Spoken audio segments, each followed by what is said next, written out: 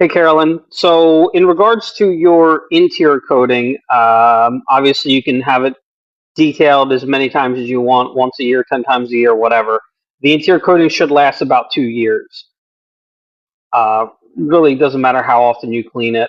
It's not necessarily going to last any longer. Now, the exterior coating um, should last about 3 years. Now, you can make it last longer than the 3 years if you want to come back in once a year for a yearly detail. It's a yearly deep cleaning on the exterior, which is recommended when your car is coated, regardless of which coating you have anyway.